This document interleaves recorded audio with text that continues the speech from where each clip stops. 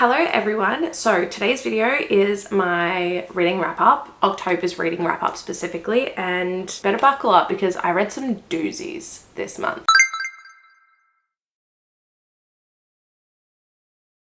So as you guys heard, reading wrap up, I am so excited to do this video. I have some great recommendations for you for this month. It's probably gonna seem ridiculous when you get into all my ratings, what and how my ratings went, but I had such a great month reading. I am so happy. Anyway, without further ado, grab a drink, grab a snack, and let's get into the video because today's probably going to be a long one. Okay, as you guys know, I like to give you some statistics because I think it's a nice way to see the overall while getting into the nitty gritty without like describing each of the books. It's just nice to see like an overall thing. So this is my October reading wrap up. So the first things we go through are just some general statistics. So the number of books I read was 10. The number of pages I read was 3,287. Super happy with that number. I have ebook as my predominant format. However, it was an even split between audiobooks and ebooks. They both had 4 each, and my average rating was 4.6 stars, which is insane. And then we move on to genres.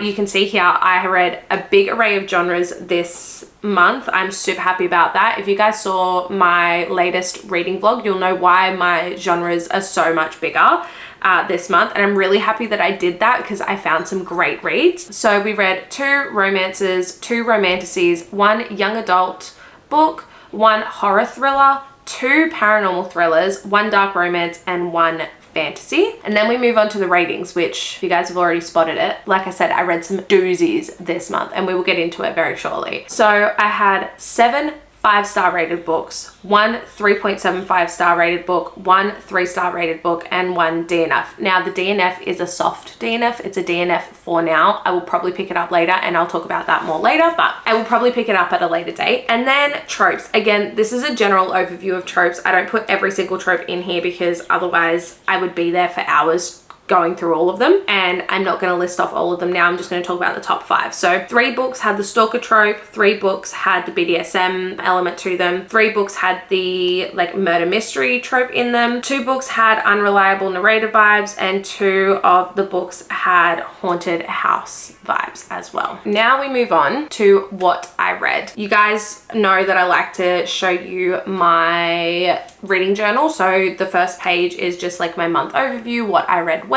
The first book we read, and I did listen to this on Audible, was Play Along by Tomforde. It's the 4th book in the Windy City series.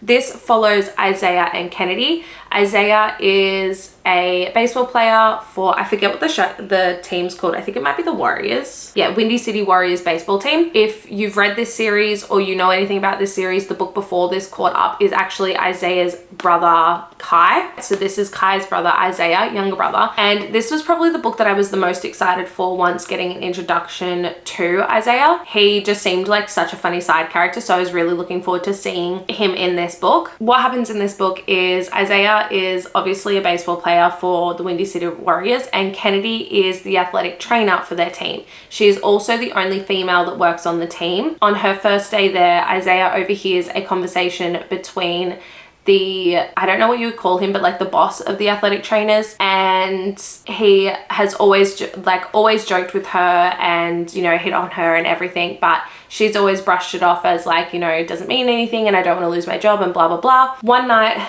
the team is away in Vegas for like a team bonding trip before the season starts, and Kennedy is also in Vegas going to a hen's party or a bachelorette party for her, I believe it's her stepsister that is now marrying her ex-fiance. Kennedy and Isaiah run into each other in Vegas, and one thing leads to another. He convinces her to go for 1 drink. They end up having multiple drinks, and then they end up at a chapel and get married in Vegas, and it turns into a marriage of convenience. And yeah, really love this book. It's so awesome. I literally, every time I look at this cover or think of this book, all I think of is Obsessed by Mariah Carey. You have to read this book to understand that reference. It's so good. The tropes in this, I have roughly mentioned them so far, but you have sports, found family. If you know this series, you know that the group of 10 friends at the end of it, but the group of 10 friends that forms along this series is just absolutely beautiful. So you have the found family, marriage in Vegas, and then it turns into a marriage of convenience. Like I said, I really loved this book. It was really, really great. This was my most anticipated book out of the series. Once I got an introduction to all the characters that were going to be involved, I think in The Right Move, so like Ryan and Indy's book, you kind of got an introduction to more of the characters like Kai and Isaiah. Obviously we had an introduction to Rio from the very start, but Kai and Isaiah kind of come into it in Ryan and Indy's book, and after that, after getting that slight introduction to those two, they were the two that I was most excited for. And then reading about Isaiah in Caught Up, I was so super excited for this book, and it did not disappoint. This book got a 5-star from me as well,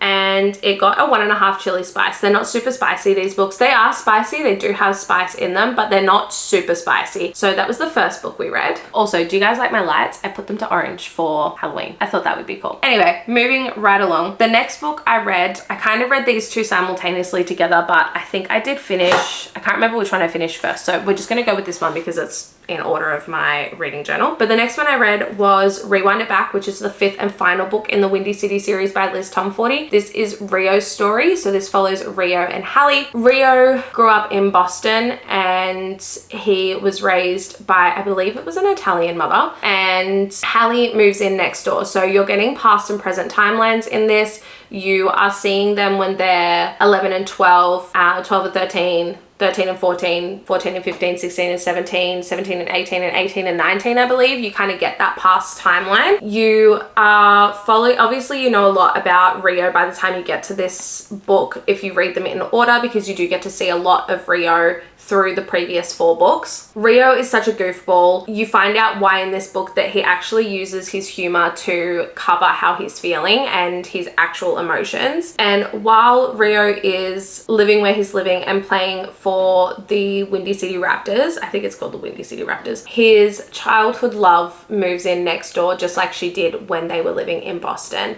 And they kind of both absolutely hate each other. Not hate each other, but they have really strong feelings towards each other that are not always the best, but they still love each other. And you kind of follow their journey of rekindling that. The tropes you have in this is sports again, found family again. This is a second chance romance as well as childhood friends to lovers. Now, I had a few problems with this book. One of the biggest things was I felt majorly let down by it. I was super excited to read this, not because I was super excited to read Rio's story, but I was excited to see how the final epilogue was going to go, and I was excited to see, you know, this group of 10 friends, you know, quite a few years into the future and what that all looked like. And we didn't get that, and I was really sad about that. That really upset me. So I really didn't like the epilogue. I know a lot of people loved it. I didn't. Another thing that really, really bothered me was the phrase rewind it back or rewind it was used so much throughout this story that it just became a little bit pointless and overused. And the reason why it was used in the story, and I do understand why it was used in the story, but it was used too much. But Hallie used to, when they were children, or tweens, young teens, whatever you want to call it, when they were younger, Hallie used to, every year on her birthday, make a mixtape of all the songs throughout the year that had some major memory attached to them. She explained it to Rio and said, I do this so I can rewind it back and remember the memories. So that phrase was used a lot. That was my gripe with this. It did not get a very good rating for me. I think it's the lowest I've rated a Windy City's book. It got a 3.75 star and again a 1.5 chili spice. I think the chili spice rating is pretty consistent across all of the Windy City books thus far. Yeah, so that was Rewind It Back. And then the next book I read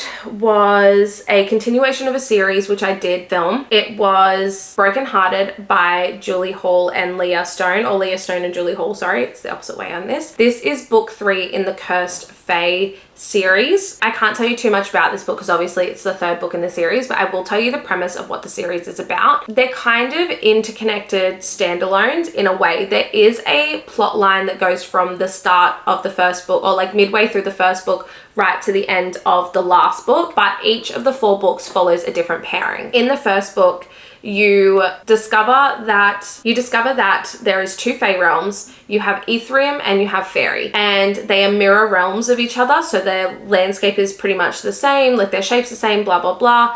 But in Ethereum you have all Fae, so Unseelie Fae, High Fae, all of that, and in Fairy you only have High Fae. In Fairy, the rulers are all born female, and in Ethereum, the rulers are all born male. So as much as they have mirror realms, they also have differences to them as well. Every 100 years, the Summer Court princess has to go to Ethereum and carve out the black heart of an Ethereum lord and bring it back to Fairy to delay the curse that wreaks havoc on their lands. During the first book, you find that there is a way to completely end the curse, and that's the plot line that moves through all 4 of the books, and you know, whether or not we get to a resolution in the last book. I really enjoyed this specific book. Originally wasn't going to rate it 5 stars, but the more I thought about the book and I went back and I was writing my review, I actually changed it to a 5-star rating, and it got half a chili spice, because this definitely it alludes to spice, but it doesn't have open door spice. It's very closed door, fade to black. It's definitely safe for young adult, or like newer. I would say it's safe for young adult. You know, 14, 15-year-olds reading this, it wouldn't be the worst thing in the world, especially with what I was doing at 14, 15. I knew more than what this book suggests. So to me, a 14, 15-year-old young adult reading this, 16, 17, totally fine. But I ended up rating this a 5-star, like I said. I just couldn't find, while I was reading it, I was like, oh, this is just dragging. But I understand why this book dragged because of the 4th book, and I understand where it went. But also the storyline of this, I can tell you about the romance between these two. So you have pretty sure this is the Winter Court princess. This follows Adrian and... it's not Isolde. Oh, it is Isolde. This follows Isolde and Adrian. Isolde is from Fairy and Adrian is an Ethereum lord, and they have a mission to complete to help break the final curse, but they have to do it together. So that's all I'm going to say on this. I highly recommend this series. I loved this series, especially the last 2 books. We're about to talk about the 4th book in this series in a minute, but the tropes you have in this are fated mates, curses, mirror realms, and blood witches, which was really cool to see in this as well. The next book I read was the first book in the Vampire Academy series, so Vampire Academy. In this, you are following Rose and Lissa. Lissa is a princess in this vampire world, and Rose is supposed to be her guardian to protect her from Strigoi, which are these vampires that have turned evil, essentially. This opens with the fact that Rose and Lissa have run away from Vampire Academy, and they've constantly been running, and the Guardians have found them and brought them home back to the academy. In this, you learn a lot about the politics and the law and the structure of how this all works. So this is very much a setup book. It was not my favorite. However, if I read the second book and I can tell that it's, you know, very much a setup book, then totally fair and valid. So that is fine. I don't really have much else to say on this book, just because it wasn't the best for me. It also wasn't the worst. It's very much sitting in the middle. I'm going to continue on with the series for now and see how the next book goes. Yeah, so this got a 3-star rating for me. It didn't get any chili spice, but I wouldn't class this as a young adult either. It definitely spoke a lot about, you know, spice and intimacy and blah, blah, blah. So I wouldn't suggest that this is a young adult, but it's definitely didn't have any spice in this one in particular. And then the next book that I read was Blackhearted by Leah Stone and Julie Hall. This is the 4th and final book in the Cursed Fae series. Again, I can't tell you what this book specifically is about. I can tell you that it follows the Spring Court princess, and I forget where he's from. Was it Wisteria? No, I can't remember. Anyway, this follows Zane and Lorelei. They're the final pairing in this series, and yeah, I can't tell you anything else about it because I don't want to spoil the series, but I highly recommend this book. It was absolutely fantastic. I did not have anything negative to say about this. I really loved everything about this, both the characters, the storyline, the plot line.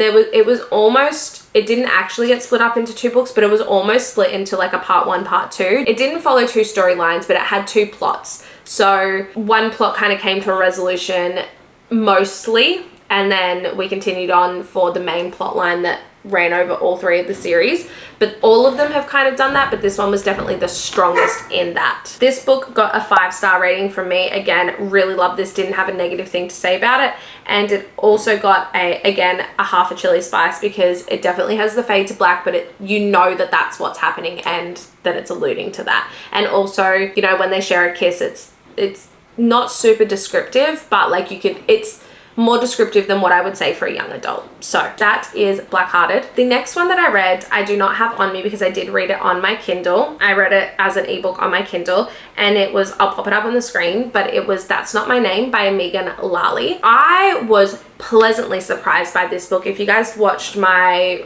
I read only books with spooky vibes for a week video, you'll kind of know why I really love this book, but I will still give you a quick rundown on what the story is about. So in this, you are following a girl who wakes up in a ditch. It opens with her waking up in a ditch in pain, and she can't remember who she is, where she's come from. She doesn't even remember her name. And as she gets up and she starts walking down the street to try and find help, a police officer finds her and takes her to the police station, and he's questioning her, trying to figure out who she is. They're looking through missing persons and trying to find out who she is and where she's come from, and, you know, return her to her family. And during that time, while they're at the police station, a man comes bolting into the police station and says, "Help me, I need to file a missing persons report. My daughter has gone missing." And he sees her in the police station and says, "That's her, that's my daughter. I have all the documentation to prove it."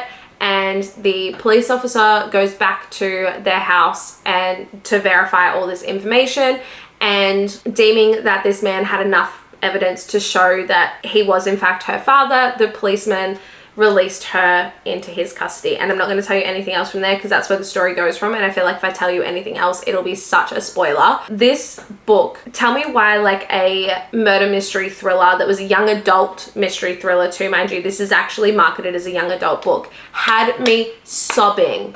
I was crying through this book towards the end, and it just, anyway, I did not expect the plot twist that came at the end. And if you read this book, you'll understand what I mean by plot twist. I was not expecting the plot twist. And I also think that the epilogue of this story was absolutely amazing and really beautiful. And I really did love this story.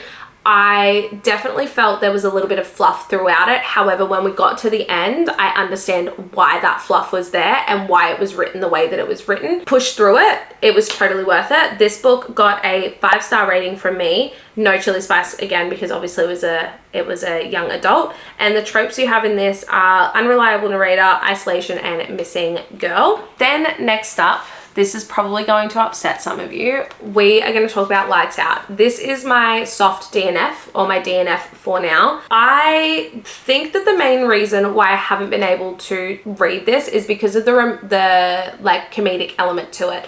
I really love dark romance. There will be a time where I will be able to read this and sit down and probably binge it in a day, but I'm just not in the mood for that. If I want to read a dark romance, I want to read dark romance. Same with fantasy, like I want that high stakes, high tension. Because of the comedic element in this, I haven't felt that.